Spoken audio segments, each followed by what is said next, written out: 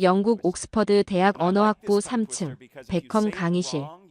그날 세계 최고의 엘리트 20명이 모인 그곳이 단 한 문장으로 발칵 뒤집혔습니다. 한글이 세계 최고의 문자다. 30년 경력의 파울러 교수가 던진 이 선언에 프랑스, 일본, 중국, 인도 각국 학생들이 전부 들고 일어섰죠. 말도 안 됩니다. 그럴 리가 없어요. 증명해보세요. 하지만 진짜 충격은 그 다음이었습니다. 한글을 가장 위협한 문자가 미국에서 만들어졌다는 사실. 그것도 조선의 세종대왕처럼 왕이 아닌 문맹이었던 한 원주민에 의해서요. 그리고 더 놀라운 건 그 문자가 한글과 너무도 닮아 있었다는 겁니다. 과연 그날 강의실에서는 무슨 일이 있었던 걸까요? 그 전에 잠깐 1초 만에 누를 수 있는 좋아요와 구독 버튼을 꾹 눌러주시면 영상 제작에 아주 큰 힘이 됩니다. 그럼 바로 시작하겠습니다. 저는 미국 출신 제이콥 밀러입니다. 23살의 나이로 옥스퍼드대 언어학과 석사과정에 입학한 소위 말하는 신동이죠. 어릴 때부터 문자에 이상할 정도로 집착했습니다. 다른 아이들이 공룡이나 우주선에 빠져 있을 때 저는 알파벳의 역사를 파고들었어요. 최초로 글자를 만든 사람은 어떤 생각을 했을까? 이런 질문이 제 머릿속을 채웠죠. 고등학교 때 전국 문법 올림피아드에서 우승했고 대학에선 졸업 전에 이미 고전 문자 연구로 3편의 학술 논문을 발표했습니다. 올해의 학점으로 최연소 수석 졸업한 후 문자학계에 살아있는 전설 제러미 파울러 교수의 지도를 받기 위해 대서양을 건넜습니다. 그날은 세계 문자 체계의 이해라는 수업에 전 세계에서 온 엘리트 20명이 모였습니다. 중국 베이징대 수석, 일본 도쿄대 특별 장학생, 프랑스 소르본 대학 최우수 졸업생. 최고만 모인 자리였죠. 우리는 이전 학기들에서 이미 한글에 대해 배웠습니다. 세종대왕이 창제했다는 사실, 문자 구조의 과학적 원리, 음소문자의 특성 등 기본적인 내용은 알고 있었죠. 파울러 교수는 종종 한글의 체계성을 언급하곤 했지만 그것이 단지 여러 우수한 문자 중 하나라고만 생각했습니다. 시계가 정확히 오후 2시를 가리키자 파울러 교수가 걸어 들어왔습니다. 그의 저서 글자가 말하는 역사는 42개국 언어로 번역된 베스트셀러였고 문자학을 대중화시킨 장본인이었죠. 안녕하세요, 여러분. 이번 학기 함께하게 되어 기쁩니다. 파울러 교수의 첫 인사에 강의실은 경외심으로 조용해졌어요. 그런데 곧이어 들려온 선언이 우리 모두를 충격에 빠뜨렸습니다. 지금까지 여러분과 한글을 포함한 다양한 문자 체계를 살펴봤습니다. 오늘부터는 더 깊이 들어가려 합니다. 제가 30년간 연구한 모든 문자 중에서 한글이 최고입니다. 순간 강의실이 얼어붙었습니다. 물론 우리는 한글의 체계성에 대해 배웠지만 세계적인 석학이 최고라고 단정 짓는 건 전혀 다른 문제였죠. 모두가 서로를 쳐다보며 의아한 표정을 짓기 시작했어요. 옆자리의 프랑스 학생은 눈썹을 치켜 올렸고 뒷자리의 중국 학생은 못 믿겠다는 듯 헛기침을 내뱉었죠. 우리는 한글의 우수성을 인정했지만 최고라는 평가는 너무 극단적으로 들렸습니다. 저도 당혹스러웠어요. 세계의 기준이 되는 라틴 알파벳도 5천년 역사의 한자도 아닌 한글이 최고라니요? 학자로서 그리고 미국인으로서의 자존심이 끌어올랐죠. 저는 망설임 없이 손을 들었습니다.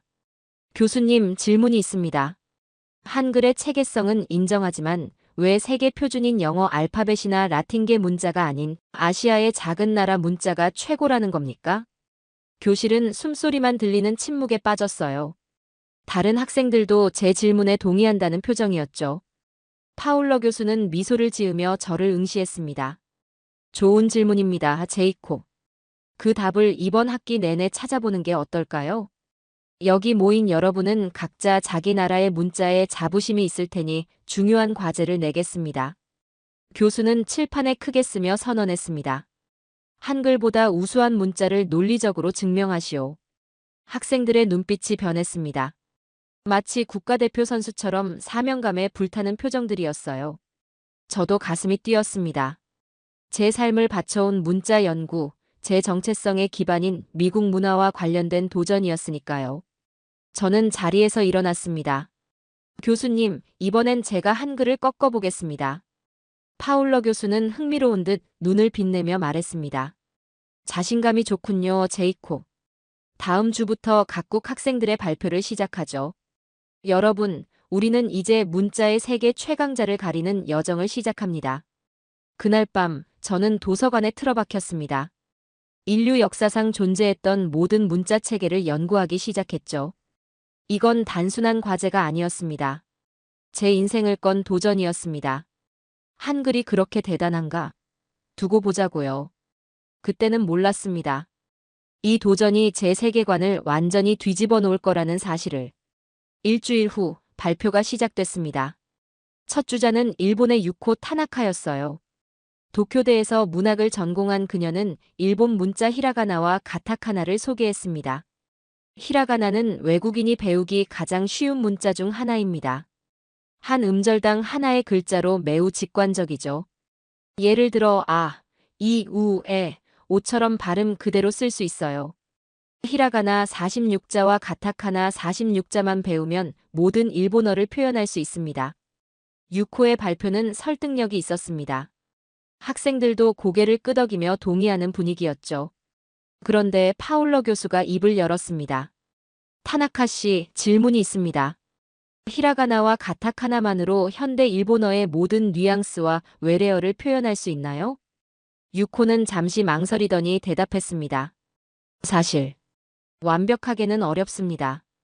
일상 대화에서는 충분하지만 학술적이거나 전문적인 내용을 표현하려면 한자 지식이 필요해요. 그리고 그 직관성은 약 3,000 단어까지만 유지됩니다. 외래어 표현에도 한계가 있고요. 파울러 교수는 고개를 끄덕였습니다. 바로 그겁니다.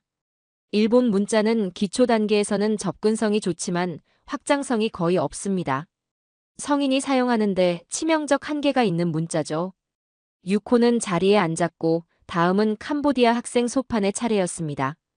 크메르 문자는 세계에서 가장 복잡하고 고유한 문자로 유명합니다. 자음과 모음을 합쳐 70개 이상의 기본 문자를 가지고 있으며 이는 우리 캄보디아의 자랑입니다. 크메르 문자는 수천 년의 역사를 가진 앙코르 완 문명의 정수를 담고 있습니다. 소파는 크메르 문자의 복잡한 구조와 아름다운 곡선을 보여주며 자랑스럽게 설명했어요. 그의 민족적 자부심이 느껴졌습니다. 그러나 파울러 교수는 냉정하게 지적했습니다. 그 복잡함은 자부심의 원천일 수 있지만 배움에는 재앙이 될 수 있습니다. 학습 곡선이 너무 가파르면 글을 포기하는 국민이 생깁니다. 캄보디아의 현재 문맹률은 어떻습니까? 소파는 불편한 표정으로 대답했습니다. 약 17에서 20% 정도입니다. 시골 지역의 학생들은 중학교 때까지도 글을 제대로 못 읽는 비율이 30%에 달합니다. 강의실이 조용해졌습니다. 문자의 아름다움과 복잡성이 실제 사용에서는 장벽이 될 수 있다는 현실이 와닿았죠. 마지막으로 태국의 수린이 나섰습니다. 그는 태국어 문자에 대해 열정적으로 설명했어요.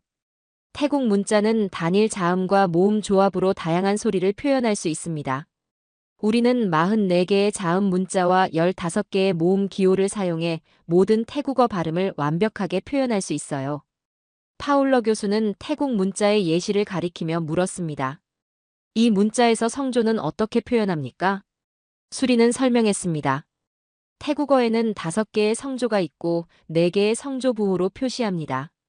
교수는 고개를 끄덕이더니 말했습니다. 표현력은 있지만 강세와 성조, 순서 표기 방식이 너무 불규칙적입니다.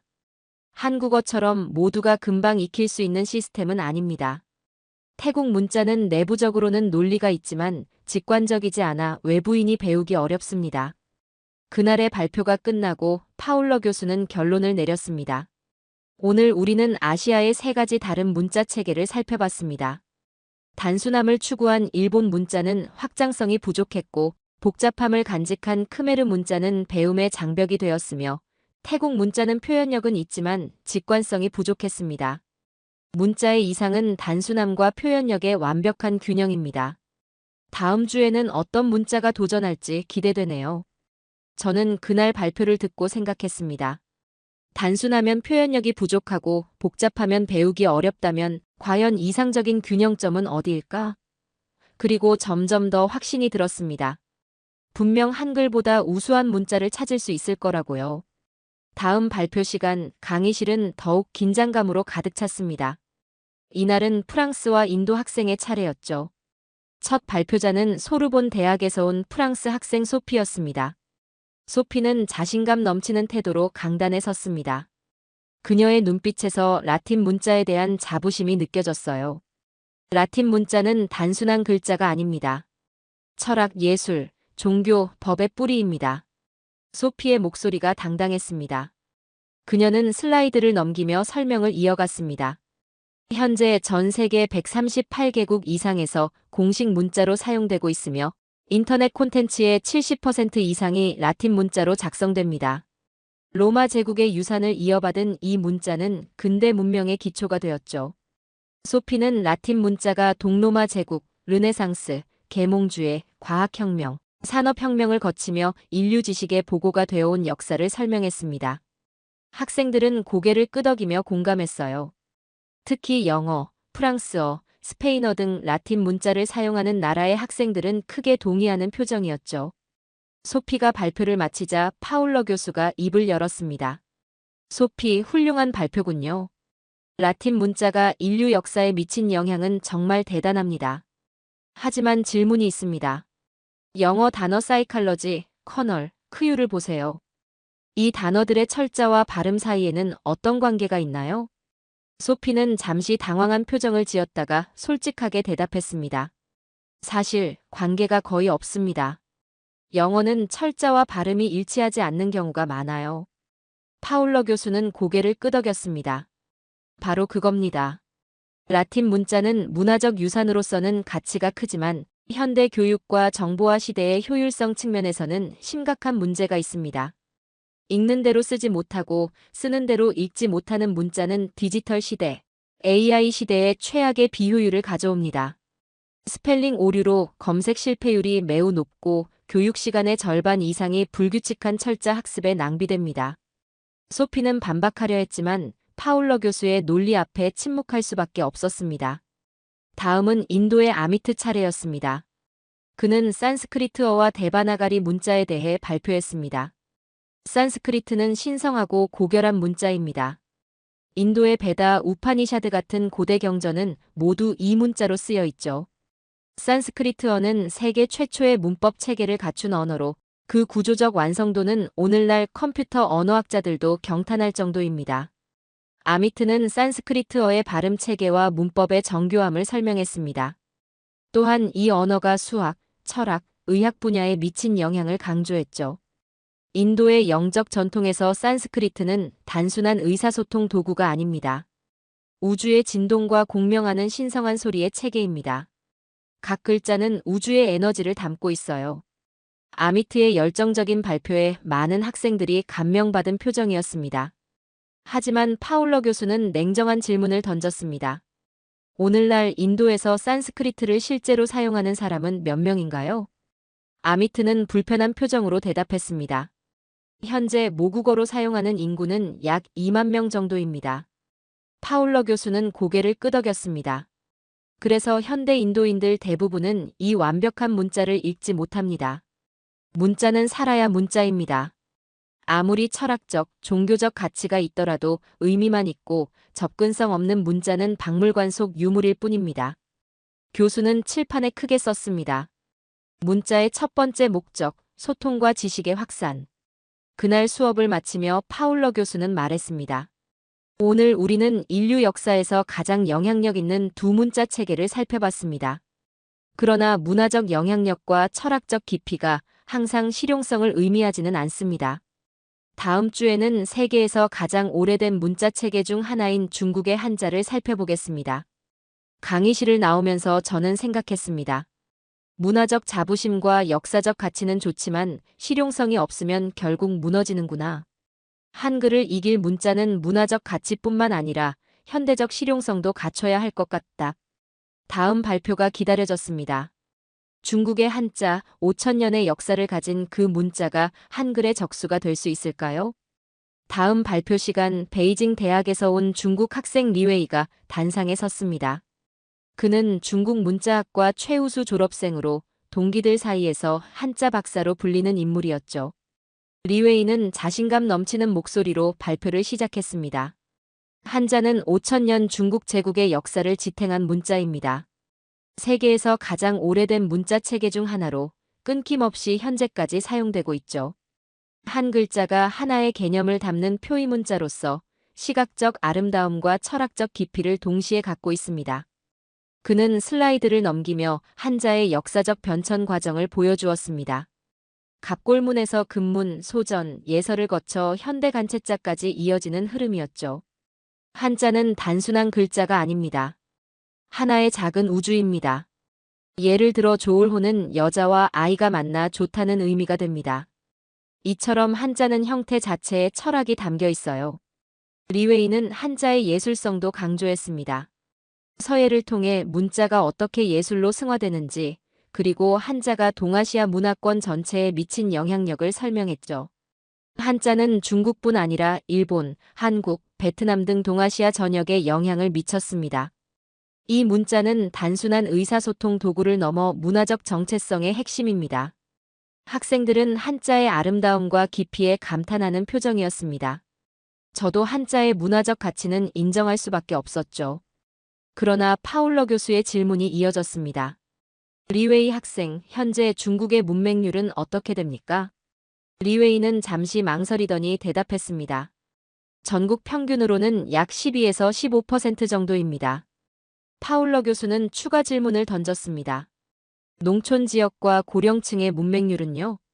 리웨이는 불편한 표정으로 말했습니다. 농촌 고령층의 경우 약 83% 정도입니다. 특히 시골 여성들 중에는 자신의 이름조차 쓰지 못하는 경우가 많습니다. 강의실이 조용해졌습니다. 파울러 교수는 칠판에 한자와 한글을 비교하며 설명했습니다. 여러분, 한자는 5만 자 이상, 한글은 고작 24자입니다. 한자를 배우는데 수년이 걸리지만 한글은 단 3주면 충분합니다. 디지털 환경에서 한자는 입력 방식부터 복잡하지만 한글은 최고의 적합성을 보여줍니다.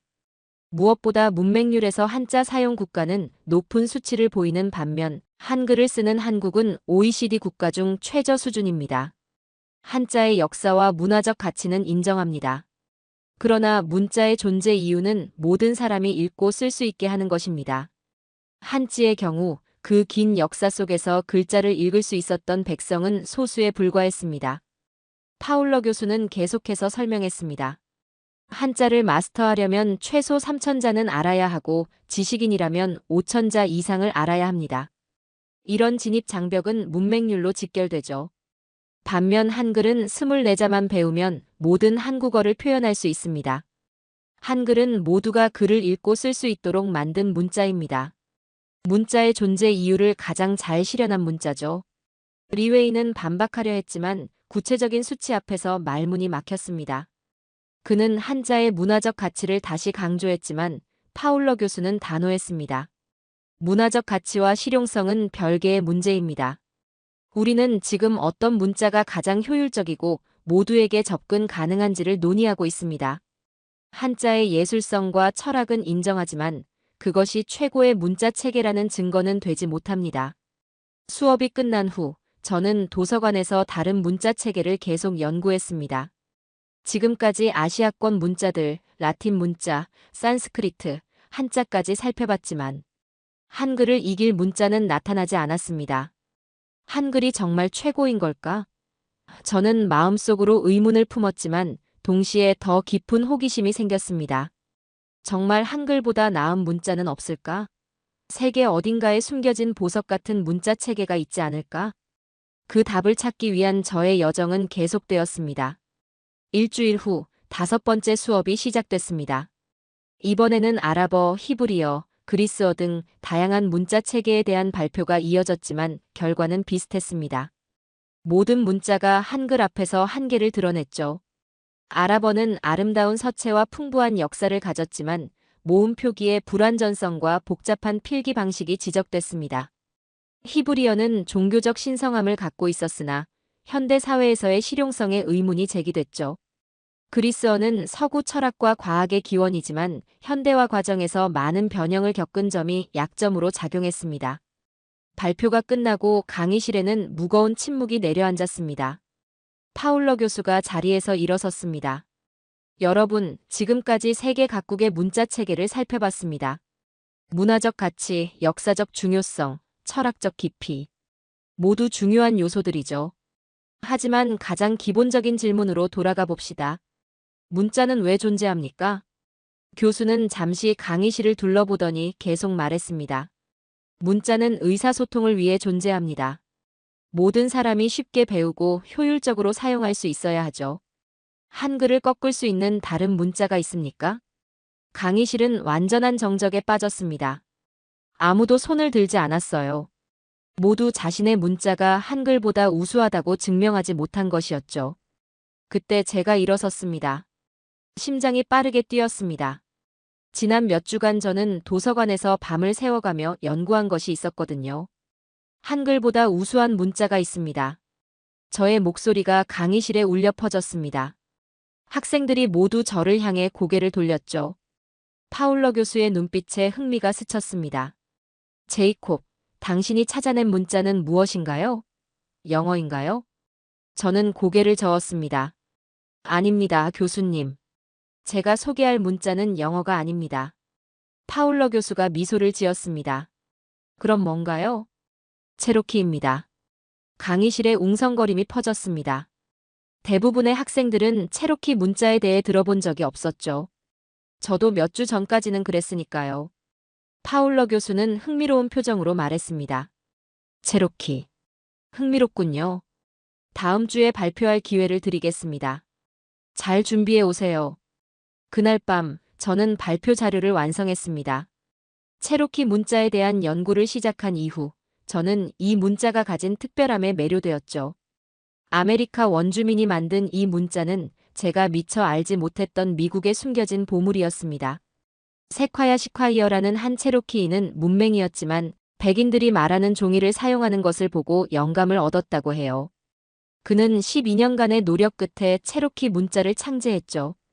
완전히 독학으로 말이에요. 이 이야기는 제게 큰 감동을 주었습니다. 누군가의 열정과 끈기가 한 민족에게 문자를 선물한 것이니까요. 그리고 더 놀라운 사실들도 있었습니다. 체로키 문자가 보급된 후 단 몇 년 만에 문맹률이 거의 0%에 도달했다는 점, 그들이 자신들의 신문을 발행했다는 점, 그리고 무엇보다 이 문자가 미국 역사상 최초로 민중을 위해 창제된 문자라는 점이었죠. 이것이다. 저는 확신했습니다.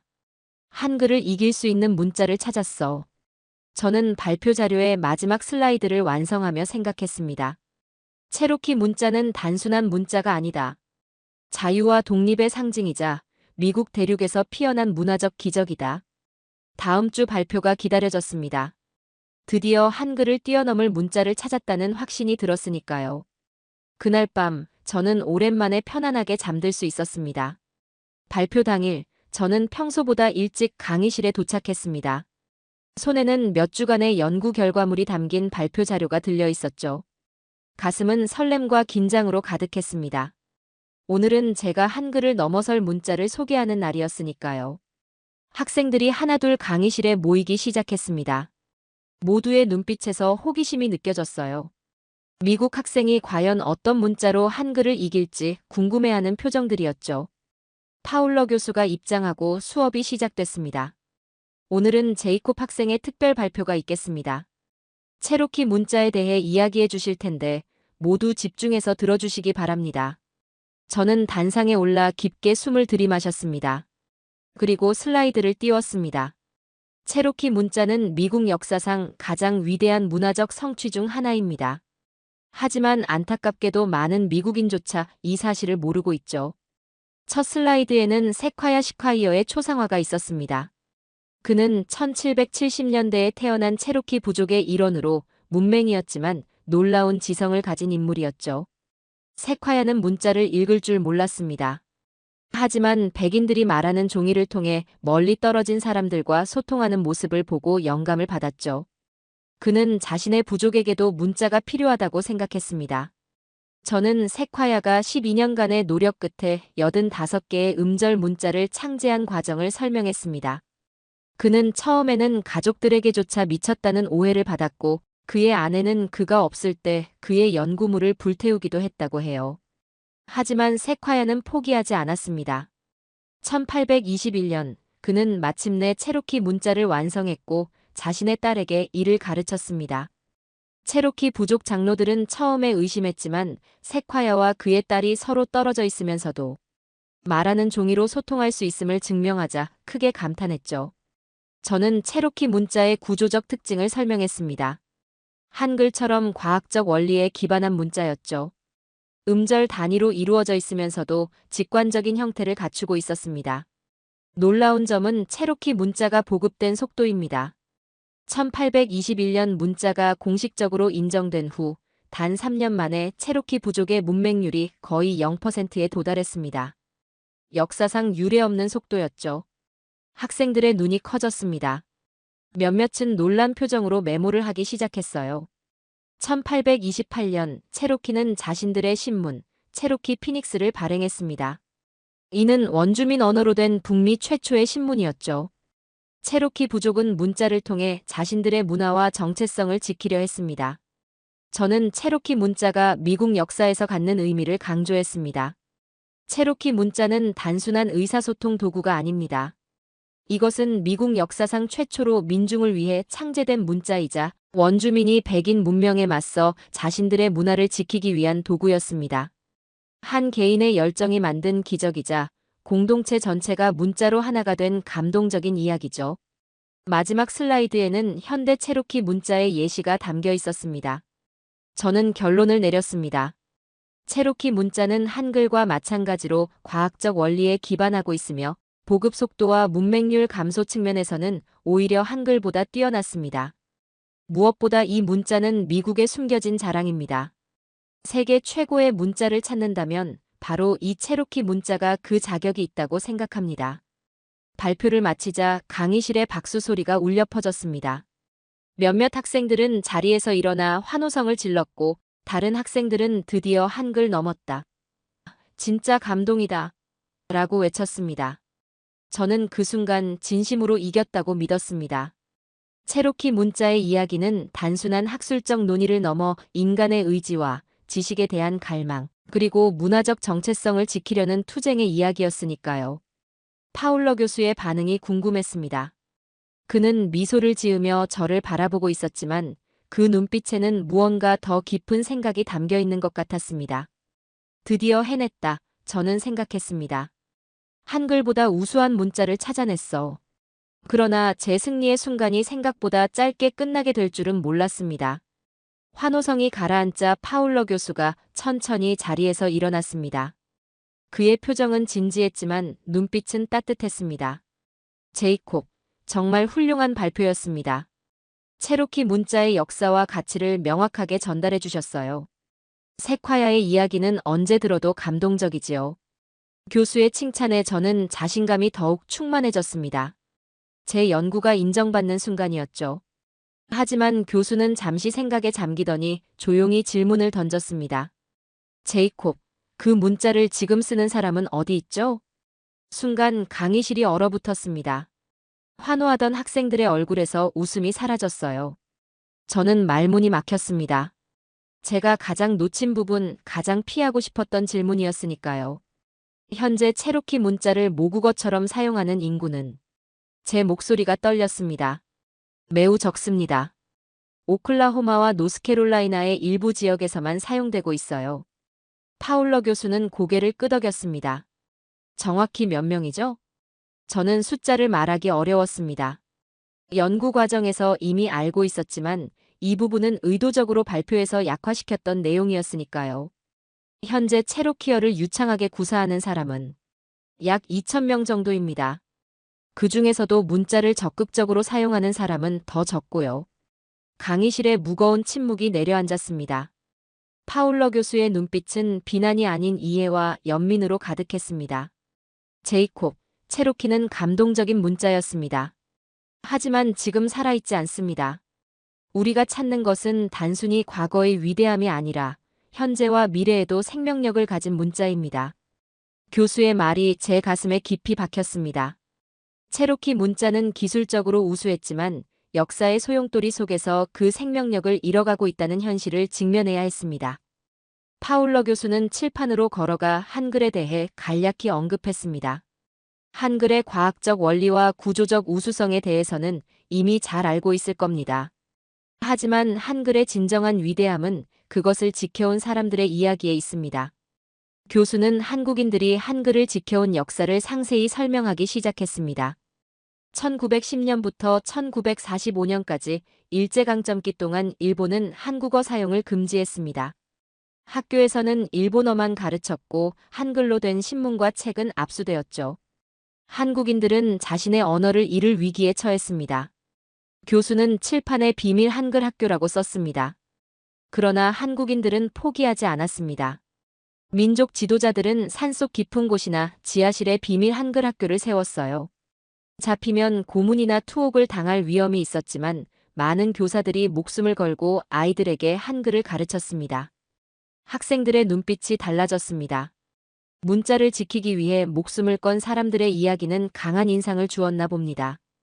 해방 이후에도 한국은 6.25 전쟁으로 폐허가 되었지만 문맹 퇴치를 국가적 과제로 삼았습니다. 한글 보급 운동이 전국적으로 펼쳐졌고 마을마다 야학이 열렸죠. 낮에는 일하고 밤에는 공부하는 사람들로 야학은 늘 불이 켜져 있었습니다. 교수는 감동적인 사례 하나를 소개했습니다.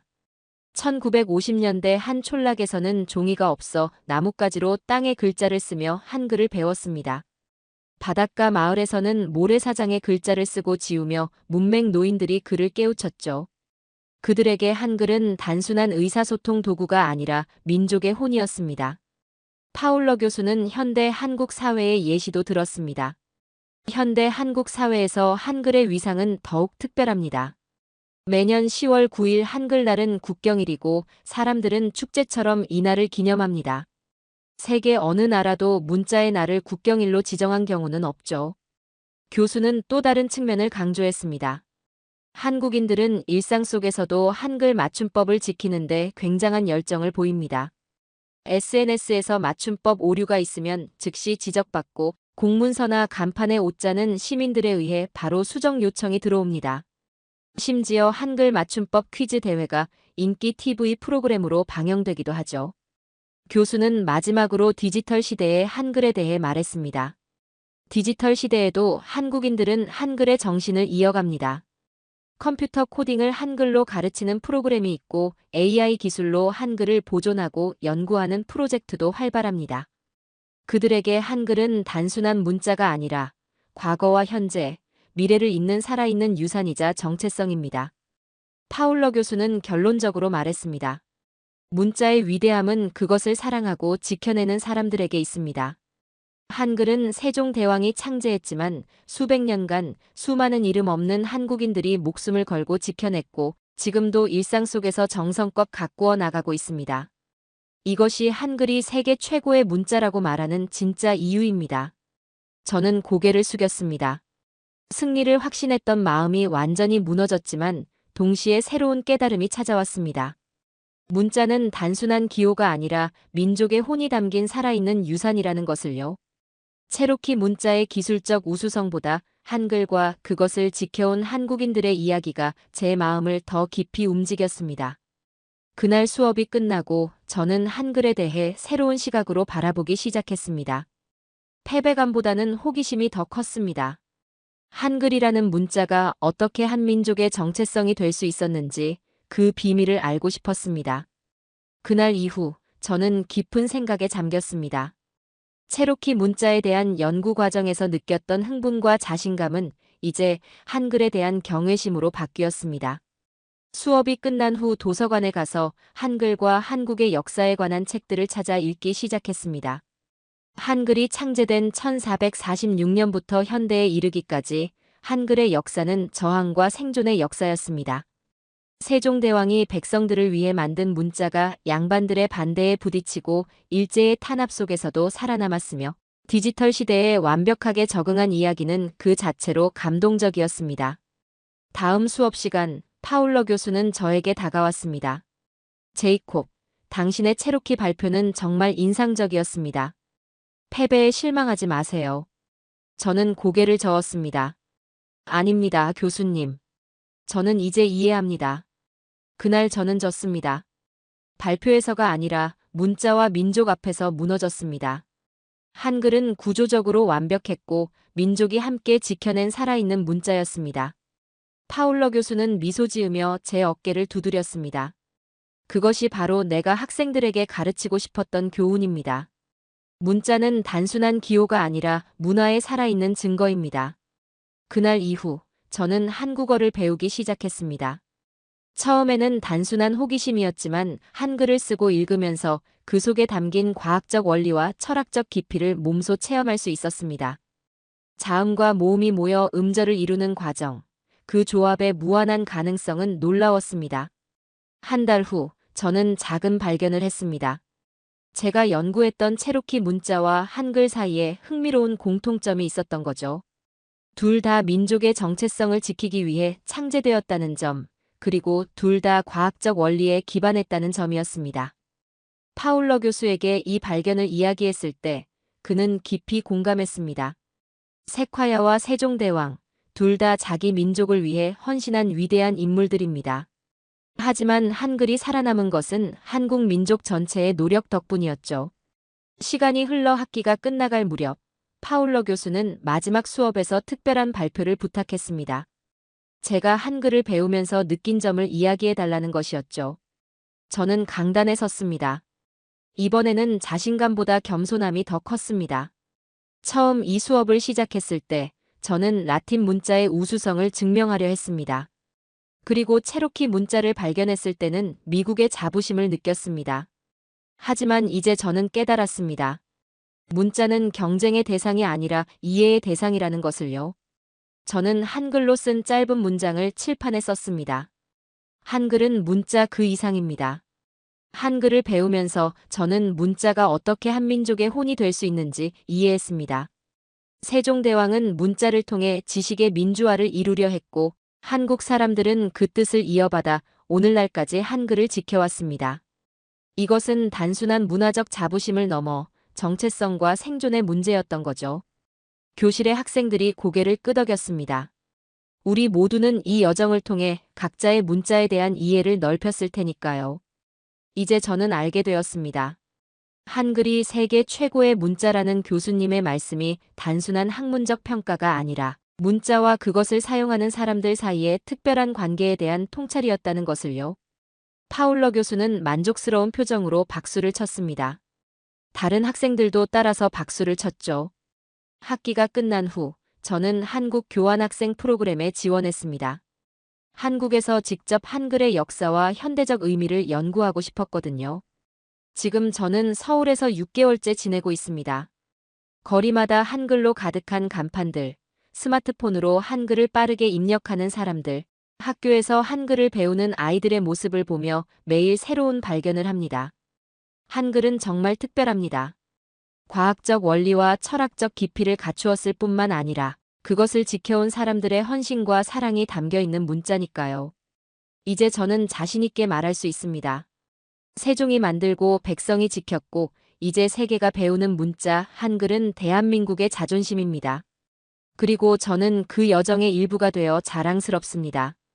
문자 연구를 통해 저는 단순한 학문적 지식을 넘어 문화적 이해와 존중의 중요성을 배웠습니다. 가끔은 패배 속에서 더 큰 가치를 발견하게 되는 법이니까요. 저에게 한글은 이제 연구 대상이 아니라 매일의 삶의 일부가 되었습니다. 이것이 제가 한글에게 졌지만 오히려 더 많은 것을 얻게 된 이야기입니다. 오늘의 사연은 여기까지입니다. 한글은 단지 문자가 아닙니다. 그건 한 민족이 목숨 걸고 지켜낸 역사이자 지금도 살아 숨쉬는 정신입니다. 글자를 만든 나라는 많았지만 그걸 모두의 것으로 끝까지 지켜낸 나라는 단 하나. 우리는 그 나라의 국민입니다. 그리고 지금 이 순간 여러분이 쓰고 있는 그 한 글자조차 500년을 넘어 지켜온 기적이라는 걸 기억해 주셨으면 좋겠습니다. 긴 영상 시청해 주셔서 감사합니다. 내일은 더 좋은 영상으로 찾아오겠습니다.